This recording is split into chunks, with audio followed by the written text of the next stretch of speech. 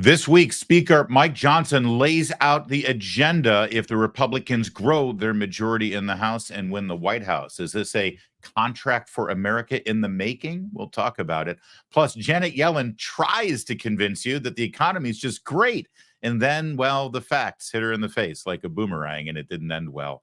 Oh, and Adam Schiff paints a lovely unifying message for all Americans. Unless, of course, you support Donald Trump and you're a Republican, and then you're guilty. We'll talk about all that and more with Alfredo Ortiz, CEO of Job Creators Network, Chris Stigall, host of the Chris Stigall podcast and the Making the Leap podcast from the Herzog Foundation, and Patrice Onwuka, director of the Center for Economic Opportunity at the Independent Women's Forum. We're brought to you by Job Creators Network, fighting for small businesses to employ more Americans with good-paying jobs. I'm Larry O'Connor, and it's time for the Roundtable.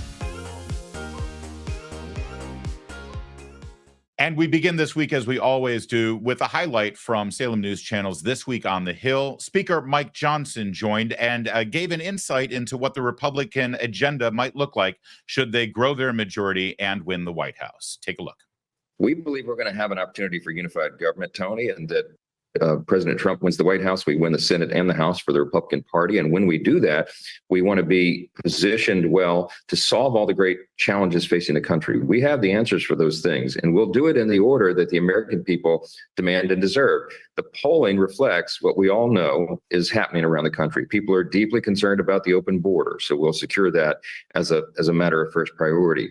And then we'll go to really unleashing the U.S. economy again. How do you do that? Well, you do it with tax cuts and spending cuts and regulatory reform, just like we did in the first couple of years of the first Trump administration. We'll do that again. We'll also unleash American energy, because energy policy is national security policy, and all those things go together. And the current administration, by contrast, has declared war on the oil and gas industry and in our energy sectors. And so we've got to do that again. And of course, we've got to maintain peace through strength and restore American strength. We have to preserve our national security interests, which are in the interest of the whole world. And we're not doing that right now. And that's why you have our adversaries acting so provocatively and all the rest. So we have so many priorities and so many things we need to do. And that's why it's got to be carefully planned for when we do take charge again. We don't put the cart before the horse, but it's a matter of stewardship to plan accordingly. And that's what we're going to do. Alfredo, almost sounds like the formation of what could be a contract with America. Is it a smart move for Republicans to start giving voters a vision of what they might get should they go their way? Yeah, Larry, absolutely. I mean, I think one of the things I would probably say, though, I would take slight issue with what Speaker Johnson said is the order in which we're going to tackle stuff. The latest polling, at least that I've seen, is that the border is a priority, but it's a second priority. It's the economy, I think, is the number one issue that most Americans are really grappling with, especially due to high inflation. And so I think the number one thing that I would do in day one is to really address the war on domestic energy production that Biden declared on day one of his administration when he canceled the Keystone XL pipeline. And then from there on, all hell, basically broke loose, and the economy just went into shambles from an inflation standpoint. And of course, interest rates going up, which has led to, higher mortgage rates, et cetera, et cetera. And so I would actually try to address the domestic energy production first, then dealing with basically what we do there from unleashing the economy. And third, probably the border. I mean, because the border is an important issue. But again, I think most people really are concerned about right now about the economy. In the words of James Carville, it's the economy, stupid. Patrice, the energy production, the border security, and trying to get this economy on track. Do you think that's a winning message for Republicans? Those are obviously the key issues, but left off the table there, you do need to get engaged in the culture, the so-called culture wars. When we look at what's happening with the Title IX, it's time to see those overturned. We're talking about women's spaces, women's sports, women's rights, women's safety.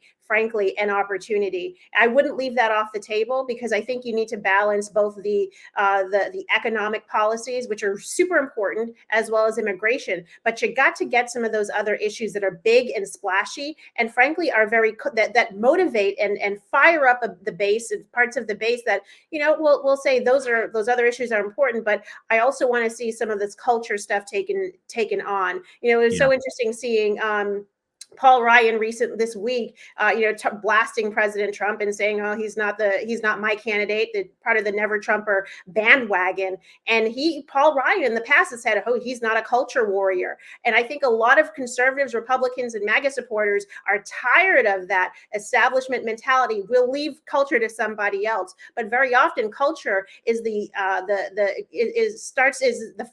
foundation for a lot of these other radical policies and positions. And so, why not prove that you care about the future of our children by getting out the radical ideology, particularly that's gender and sex driven? And I think that should be a great message and a great battle to take the left on with. Well, and Chris Stigall, let's bring you in here, because one of those culture issues that has proven to be a winning issue, as we saw in Virginia, is education. And the great work you do with Herzog Foundation is right in that wheelhouse. Would you like to see that on the list? Oh, thank you for bringing it up. It is something that, yes, my wife and I think is incredibly important. Personally, we took our daughter out of public school, put her in a private Christian school, and we've gone to work on a podcast of our own dedicated to this very subject called Making the Leap. And I hope people will check it out, because this is a show we did exclusively for parents who we feel have not really been told about school choice and options out there. We certainly advocate for Christian education, but whatever it is, homeschool, pods, there's so many options now for kids and parents and school that the public school system is a massively important thing. And it's why we've kind of dedicated our time to the Herzog Foundation and their publication, readlion.com. I hope people, if this is a subject that's interesting to you, those of you that are searching for that kind of help and resources, go to herzogfoundation.com and you'll learn more. But yes, without a doubt, Glenn Youngkin says Trump is playing in Virginia. We know how Glenn Youngkin got there. That's right. And listen, I think that one thing that can be shown here, Alfredo, is that Republicans need to show that they can walk and chew gum at the same time. Certainly, they're most comfortable with the Main Street issues, if I could borrow part of your organization's slogan behind you. And ultimately, you're probably right in terms of James Carville's philosophy. If you keep coming back to the economy, you're not going to go wrong. Yeah, no, absolutely. And the one comment that Chris made too on the education piece, we definitely are all in on that as well, because I think this is an opportunity for Republicans to actually take on a culture issue that normally in the past they've said we don't want to play, which is education, right? Right. I think because of COVID, it's released a perfect opportunity for us to play in that. I think all parents really found out what our public schools are teaching, and I think they want the opportunity to make a choice here. And so one of the initiatives that we launched along with ALEC, the American Legislative Exchange Council, and Steve Moore's organization, Unleashing Prosperity, is the 25 by 25, which is basically 25 states by the end of 2025 having education savings accounts, which are so critical to give parents that choice. What we like to say is, my child, my choice. And I believe that can be a winning argument for the 24 election as well. So, and I'll do a quick follow-up with all three of you here. I presented this first flippantly, saying it sounds a little like a contract for America, where Speaker Johnson is laying out what the Republican agenda is. They've just got a majority of 2 seats right now. Republicans want to grow that. This is a great year to be able to do it. Is it a smart idea? We'll start with you, Alfredo, for them to actually replicate that Gingrich magic and put out a real contract for America? Yeah, the White House is in play. That's important. You give President Trump this majority in the House, and here's what we'll do in the first 100 days. What do you think? Yeah, it absolutely is. Speaker Gingrich and JCN, we've partnered in the past. We actually, at the end of 22, launched a smaller contract with our small business owners called the American Small Business Prosperity Plan. But that was part, I think, of the broader plan that was put together under, former Speaker Kevin McCarthy. Yeah. But I believe we can carry this agenda just the way Speaker Gingrich did back with the contract. I think the opportunity is right. Patrice? Yeah, it's interesting because Right now, the Biden campaign is not putting forward a new agenda or a positive agenda. They're just putting forward, well, this needs to be a continuation of the Biden 4 years and what was done under Biden, which frankly is just Obama 2.0. So this is an opportunity for conservatives to say to the groundswell of new voters who are maybe had never considered Republicans for the first time, didn't understand what Republicans stand for, that yeah, there are actually platform ideas that you probably will agree with. You want your kids to have school choice. You want to see your energy bills drop. You want to, see a different way of moving forward. You want to ensure that, your public school resources are not being utilized to house and take care of illegal aliens or illegal immigrants. And so it is important that you put that vision out there so that, 6 months down the line, 8 months down the line, the media doesn't say, oh, Republicans did a bait and switch on all of those new Trump supporters. No, they knew what they were signing up for. Chris, Patrice brings up an interesting point there, back to education. Republicans have to realize they're always needing to re-educate new voters and new election cycles to let them know who they are and what they stand for. So would it be a bad idea for them to lay it out in a formal way this way? 100%. And I'm really pleased with Donald Trump's leadership on that front. He's done two things in the last week that just kind of dropped my jaw. And I was trying to remember the last time I heard a Republican since Newt say it. He went out to Las Vegas and said, let's do away with taxing those tips for you service employees. And then he went to Washington yesterday and said to the Republicans, let's tackle doing away with the income tax. Whoa. When was the last time we really heard a Republican leading on things like that? And so that's what you can get excited about. That's what you can encourage your fellow House Republican candidates to get out there and take to market as a message. Yes, as well as school, as well as the border, as well as these gender confusion issues, mutilating children. Martina Navratilova, guys, for heaven's sakes, she's on this Title IX bus tour right now with the Independent Women's Forum. She's about as hardcore left as they come. But on the issue Patrice was just talking about, I think I'm not speaking for her, but it's important enough to her that she feels like maybe she needs to vote for an alternative to Biden. She's that concerned about Title IX. By the way, Chris, did you hear Jay-Z even is supporting school choice out in Philadelphia? Yeah. So that's right. Jay-Z can do it. We can do it. That's right. We'll leave it with that great last remark. But I will say this as well. The other good thing about laying out an agenda, as we saw from Speaker Johnson here on This Week on the Hill, not only does it give voters an idea of what they're voting for, it also forces Democrats to explain to their voters why it's not a good idea to do all those things that seem to make pretty good sense. There are nearly 3 million small business owners in America, and they employ 60 million workers. And no organization does a better job defending them on Capitol Hill and in states across the country than Job Creators Network. Never before has small business owners needed more defending. Heavy regulations, high inflation, higher interest rates, and higher taxes, all caused by the policies of the Biden administration. They're not just crushing hardworking American families, they're crushing hardworking small business owners across America too, the lifeblood of our communities and the driving force of our economy.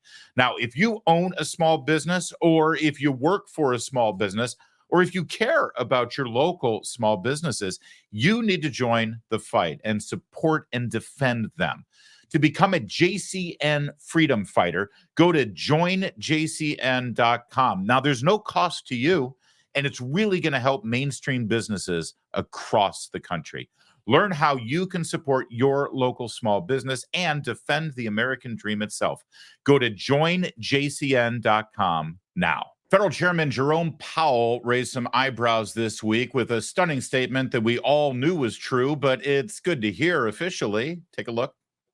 But more than that, you've got strong job creation. You have payroll jobs still coming in strong, even though there's an argument that they may be a bit overstated, but still they're strong. Okay, well, thankfully we've got the expert from Job Creators Network here, because those numbers, they might be overstated. Of course they are. We're constantly in this cycle where they're having to recorrect the numbers 2 quarters later, Alfredo, and it drives me nuts. And we know that they're just propaganda. But it's kind of nice to hear this candid response, isn't it? Yeah, it's actually pretty surprising. I mean, between that and I know we'll probably talk about Janet Yellen at some point, but those kind of responses, it's hard to actually walk away from that, because when you think about 733,000 jobs have been overstated so far this year, that's a pretty big number. And then in addition, when you look at the kind of numbers that they're actually talking about, and not to be too boring here and not too much in the weeds, but there's two different types of surveys. One's called the establishment survey, which everybody is quoting on the news, but then there's the household survey. And I will tell you, the household survey really, I think, is more accurate in terms of representing what real America is going through.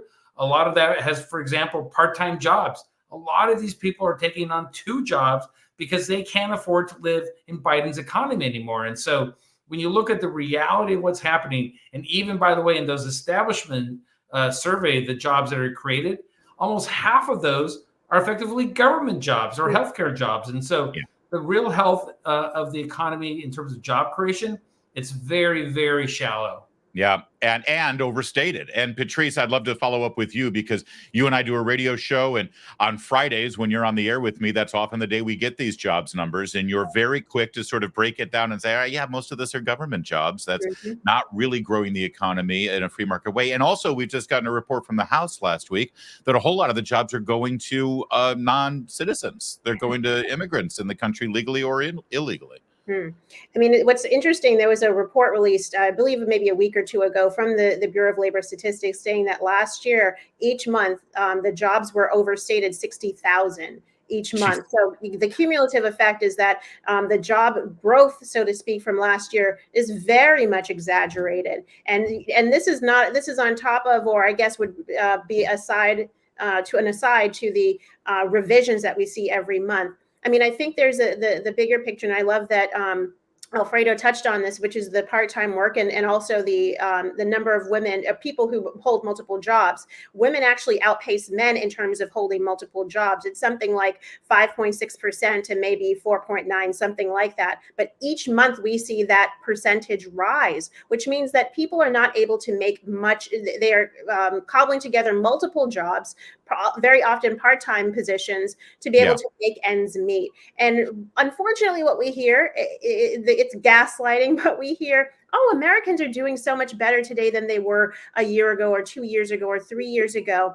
And the challenge is that the idea is inflation, the real effect, which is, what people are actually taking home, and they're taking home less. And the cumulative effect of taking home less, even if you're able to get higher pay. And by the way, when we're looking at on a monthly basis, the number of people who are quitting their positions has dropped precipitously because they're no longer able to quickly find a new job. So people are holding on to their jobs. They're not getting those pay increases that hopping jobs will deliver to them. And they're seeing their paychecks eroded. They've spent down all of their COVID money and COVID savings. They're turning to credit cards and now starting to enter into the phase of delinquency and even foreclosures on a lot of the loans that they're taking out. So that is why people are not wowed by the monthly jobs report. Yeah. And Chris, if I could listen, you don't have to be an economist to recognize really a larger ramification of all of this bad news. And that is, it wears down the individual American citizen. It makes people feel so hopeless that they can't get ahead. Even if they get a modest raise, they still see everything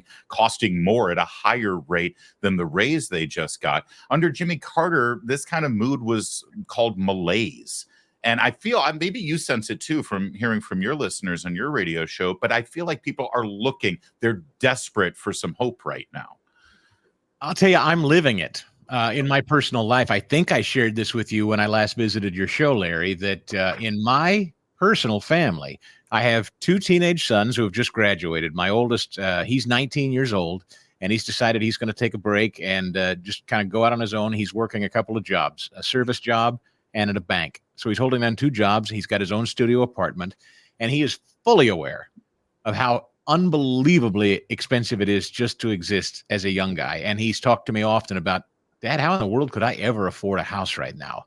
Ooh. And that puts a heavy weight on my heart. I don't have the heart to dispirit him. I encourage him, of course. This will be his first election to vote, by the way, and he's paying close attention. On the other end, I have a senior citizen in my life. She retired 2 years ago and was perfectly comfortable and set up and felt great about it. And then started to feel like maybe I didn't set aside enough. I'm starting to get kind of concerned when I've gone shopping that maybe I'm going to run out. She's come out of retirement and gone back to work. And just incidentally, this is anecdotal, but how many of us have gone to a big box store or a grocery store and seen senior citizens working those jobs and ask yourself why? I don't think it's because they need a hobby.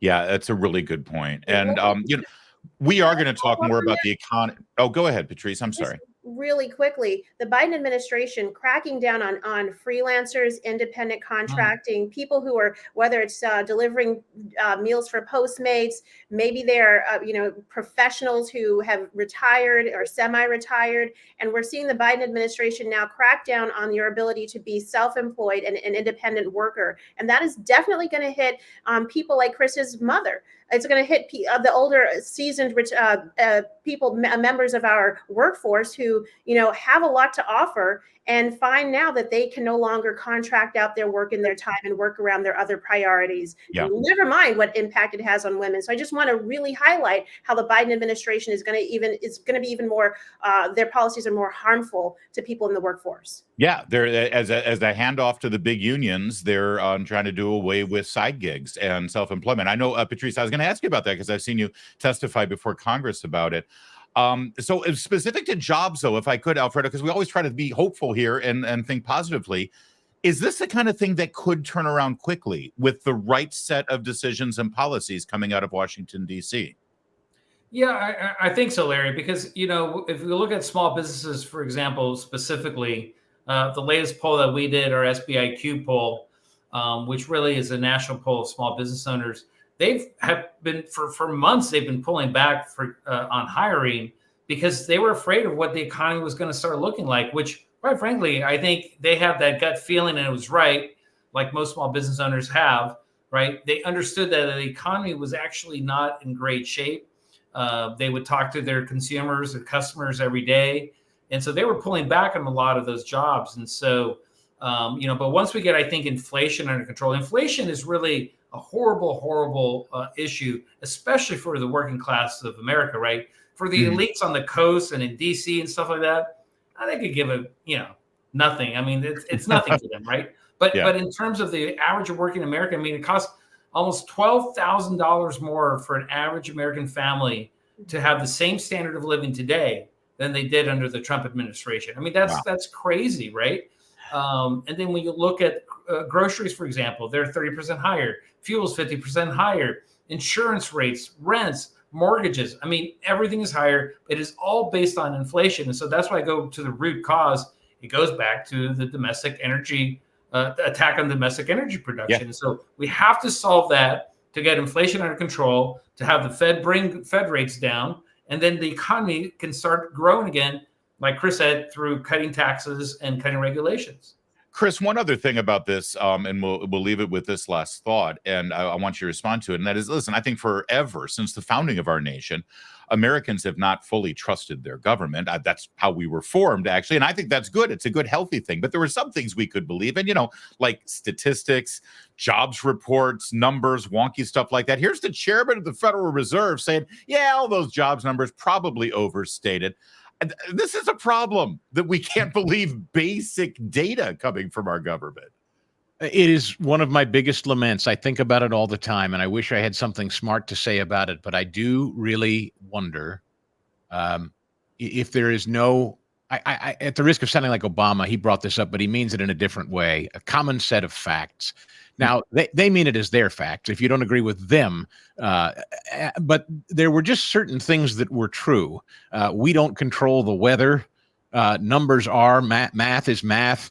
Men are born men and women are born women. And now all the things have been flipped upside down, and there is no objective truth at all. And so, that's a troubling thing for this country at large. I don't mean to leave it on an unhappy note, but we do have to get back to a place where we can trust something. And I guess I go to scripture most of the time for that.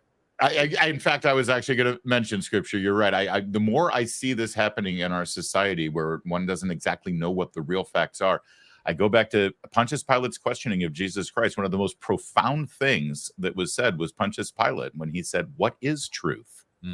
Yes. Good question. Treasury Secretary Janet Yellen went on CNBC to assure everyone how great the Biden economy is. And, well, one follow-up question later, and it didn't sound so great. Take a look.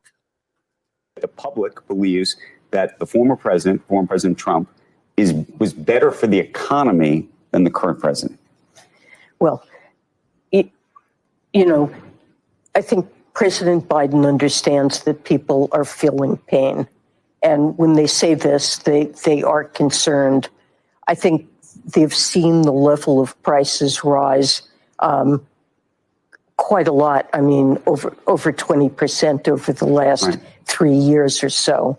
They can remember when the price of a gallon of milk or a loaf of bread was 30% lower than it is now. And low-income families have seen some of the highest increase in costs. Patrice, I kid you not, that was right after she had said that Americans are far better off now than they were under President Trump. So do you think the Trump campaign might end up using that as an ad? Well, they should. Why not? It's so interesting that, you could tell that she's been coached. President Biden feels the pain of Americans who are struggling with these. This is a change in messaging for the Biden administration, because up until, I would say, late last year, everything was still honky-dory. Inflation at one point was either transitory, which is something that she had used, and then it became a problem for just the elites. Only the wealthy and well-connected had to deal with inflation.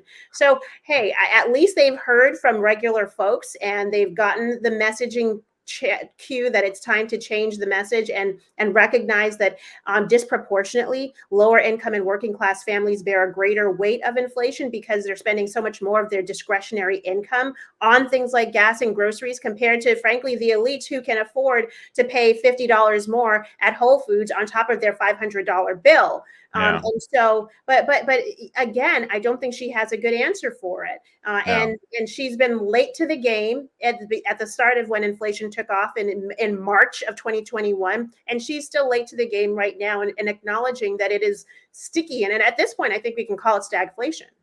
Alfredo, she also tried to make the point that whatever inflation there is still lingering out there, it's really the fault of corporate greed, people trying to maximize the profit margin in areas where they don't have any competition. Is that going to work, this class warfare stuff? No, I just don't think so. I mean, they're hoping that the average American is stupid, right? I mean, I think that's what it comes down to. They're not, right? I mean, they see and feel the pain every time they go to the grocery store, every time they go to the gas pumps, right? Like I said, every time they write those checks for, insurance, their mortgages, everything, right? They're maxed out on their credit cards. They've tapped out their entire savings account, right? So they know what they're feeling. So anything that they're saying from the White House at this point, from the administration, they know is just a bunch of malarkey, in the words of Biden. But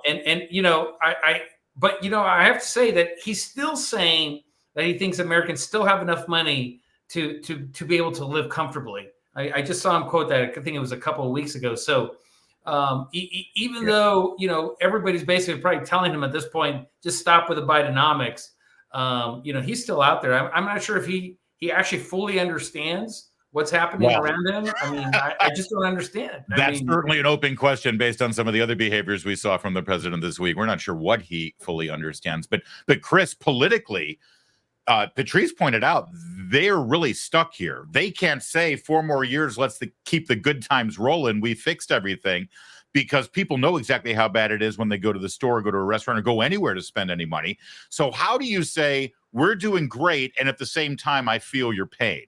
Yeah, that's right. And Patrice mentioned how, they were really crowing how they had a handle on this early on. You'll remember that Janet Yellen famously dismissed this as transitory. That was the word. Everything was transitory. So there's your ad. All their chest thumping about this being a little blip, it's transitory. Cut to yesterday. Well, yeah, things are 30% higher and everybody feels it. It's amazing. David Axelrod has said now on 2 occasions, he said it again this week on CNN, while, yes, they have the perfunctory, obligatory threat to democracy and orange man bad stuff, He then came around to saying, we really need to knock that off. Charlemagne the God said something similar on The Daily Show this week. Democrats have to learn to start talking to real people. And David Axelrod said, if Democrats don't start learning how to talk kitchen table issues, it's very likely, he said, no one's talking about democracy around the kitchen table if they don't have food to put on it. That's pretty profound. Yeah, it is. Alfredo, I'm curious. So do you think that Republicans or President Trump, are they properly connecting the dots between the unbelievable spending choices that Democrats made the first 2 years in the Biden administration when Pelosi was Speaker and Schumer was running the Senate, and all of the insanity they did with the Green New Deal or the climate change agenda? What did they call it? The infrastructure bill and the Inflation Reduction Act, which did are they properly pointing out, hey, this is why we're feeling this? Because I don't think people understand why inflation actually happens. It's completely government controlled, isn't it?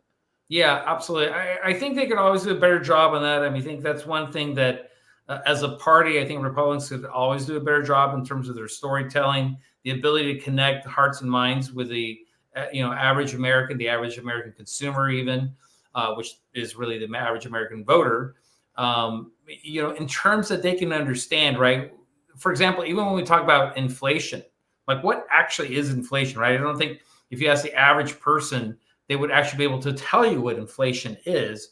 But if you tell them that, basically paying more and getting less is a definition of inflation, they'd be like, oh, okay, yeah, then I know what inflation is, right? Yeah. So, I mean, if they're going to use one tag, that would be it. Paying more, getting less. That's the definition of the Biden economy.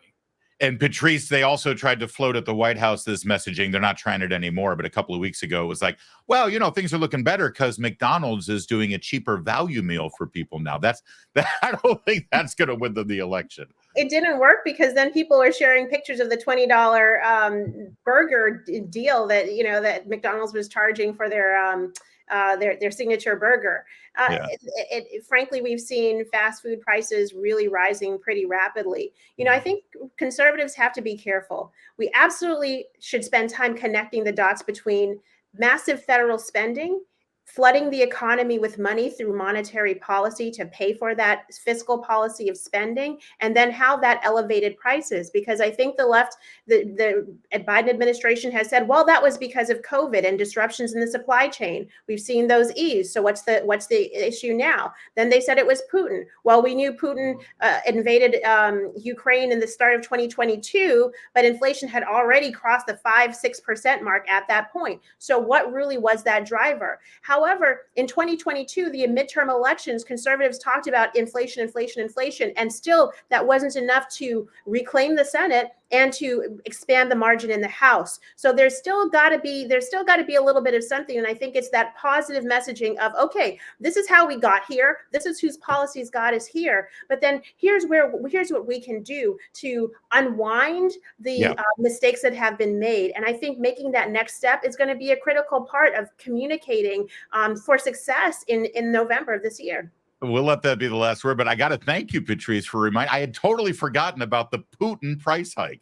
They actually tried to float that one for a while. This is the Putin price hike. Okay, guys, we believe you. We've got a lot of economic news this week, and NBC Nightly News took a look at the rising cost of insurance, and they had a creative explanation for everyone. Take a look. The costs of owning and maintaining a home have soared, up 26% since 2020, according to one analysis, and home insurance is a major piece.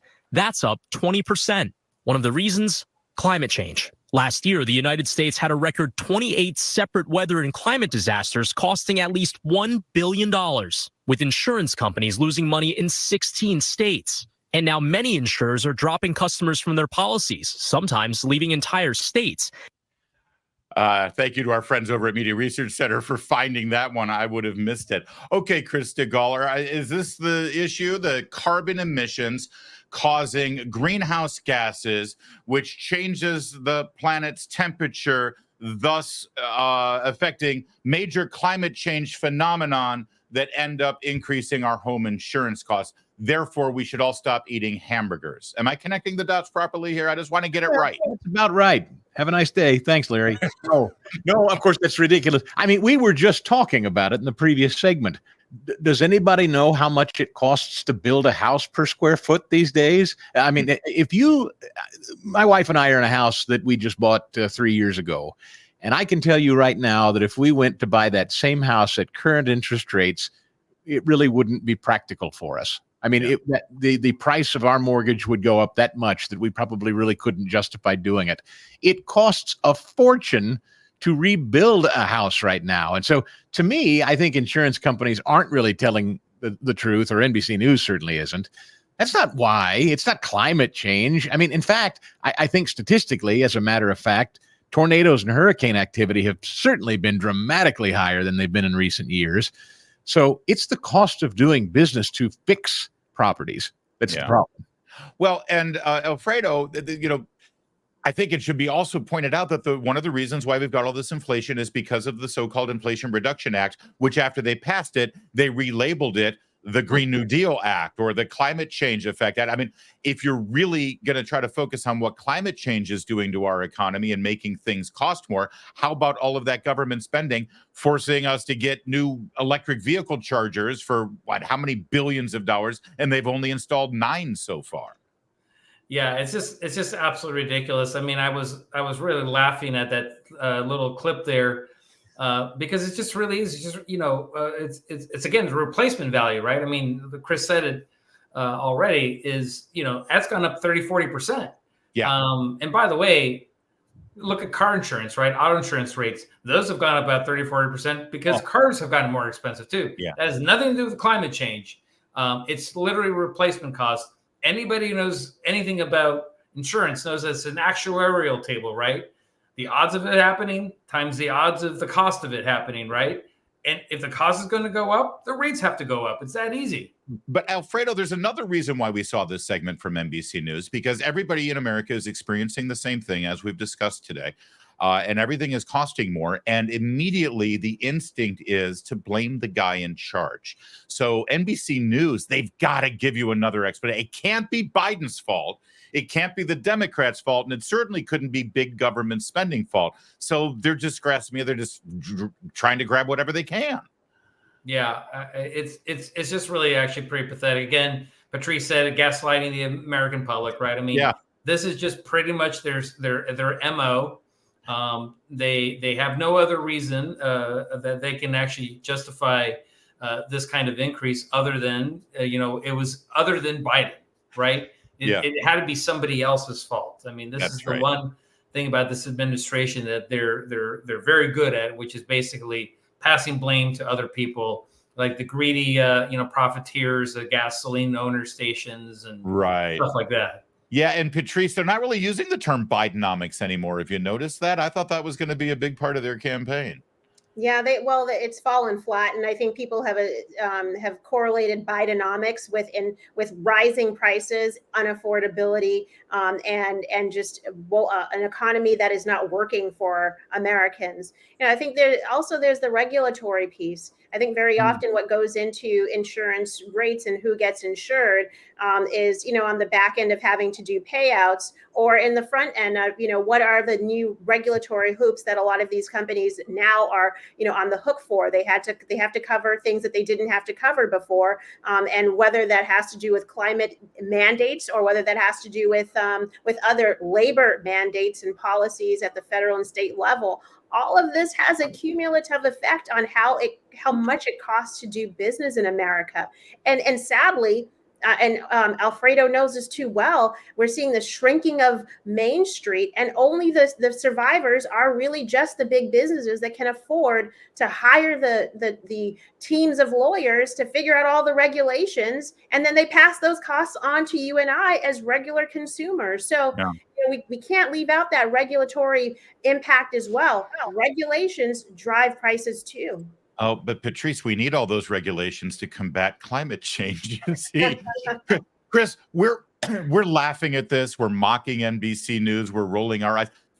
Do normal Americans do this now too at this point? The news has sort of become a joke here. It's obvious. We can see it's so transparent what they're trying to do. Well, it seems in polling they're laughing. I mean, this particular issue of climate change continues to come in just darn near dead last on a list of something like 15, 16 issues that people are polled that they care about right now.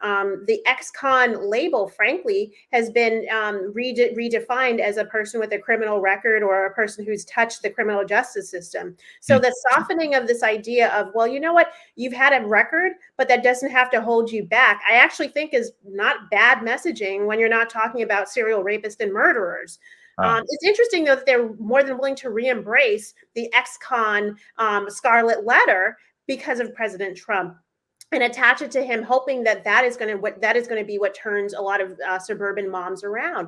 And these are women who, frankly, have maybe evolved and thought, you know what, I actually have a nephew who has a record.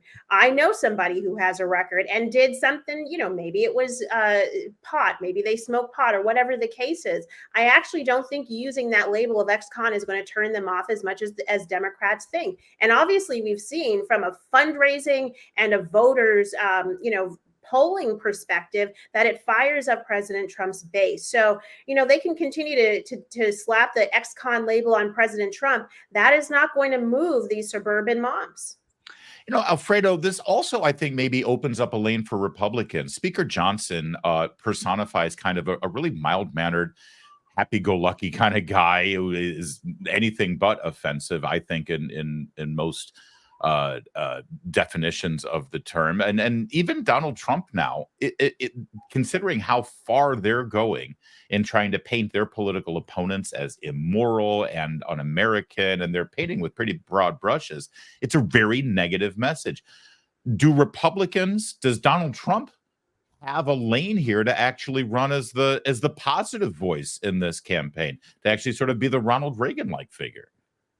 I mean, Larry, absolutely. I mean, Trump here can truly be, you know, the unifier in chief, because pretty much what Biden has done, his entire administration, is just try to divide our country, you know, from left to right, and, you know, black, white, yellow, green.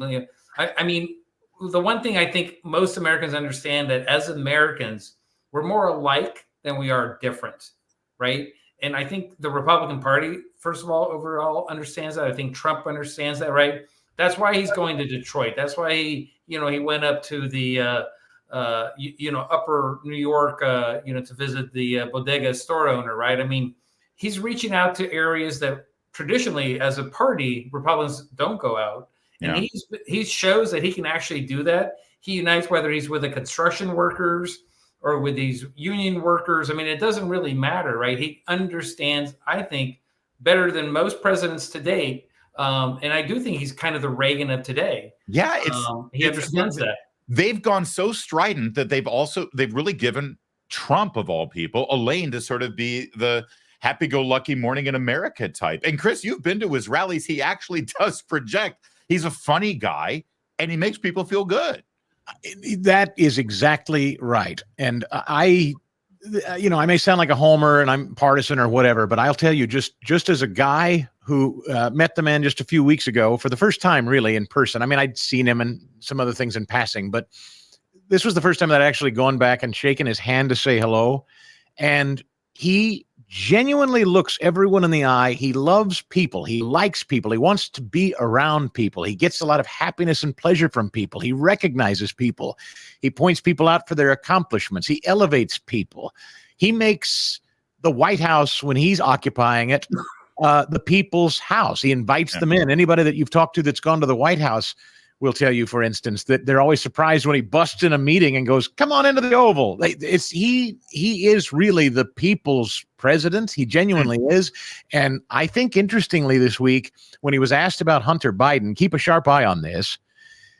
He could have gone for the jugular on that thing. And instead he said, "Oh boy, it's a sad thing." And really had pity and empathy for drug addiction and alcohol addiction in the family, kind of brought it home to his own brother, losing his brother to addiction. And I kind of wonder, some people have floated the idea that he could lower the boom in this coming debate with Biden and say, bygones, let's pardon Hunter and move on. I don't know that he does it. I don't even know that that's smart. I think it might tick some of his base off, but it is interesting. He seems to have really mellowed at a time he could be furious and should be furious. At a system that's been weaponized against him. He's still coming off as very charitable, which is interesting. Patrice, back to these suburban moms. I mean, it would be great, I think, if the Republicans could figure out how to make this election choice in November. Who would you rather hang out with, Donald Trump and Mike Johnson, or Joe Biden and Adam Schiff? I think the GOP wins that. Yeah, I mean, but how many women, frankly, know who Adam Schiff is other than a liar that used to be on CNN talking about the Russia hoax? If that's who you tuned into, then maybe you might know him. But I do think I like the idea of, who would you rather hang? Who would you rather, see, change this nation in a way that, things have gone off the rails? And who do you think can bring it back on? Well, the person who's in office, they claim that they were going to fix things and they've broken them even more. So are you willing to give the guy another shot, especially as you've seen? And I love Chris's point, because I've been noticing it too on other answers where President Trump is not being revengeful, where he's softening his tone and saying, hey, listen, I really, that's going to be devastating for the country. And so the more they hear that, and we got to get around the legacy media to get that message out, because obviously, CNN, NBC nightly news, they're not going to show President Trump's softening comments. So the upcoming debate is going to be a great opportunity for him to zag when they're expecting him to zig. Well, that's why we're here too. That's why we bring new content in a new way through a new delivery system to the consumers. And based on the numbers so far, people are responding. All right, guys, we'll leave it there. Sadly, our crack town hall media video team is hard at work putting together that guilty Adam Schiff Jay-Z mashup. So look for it coming up next.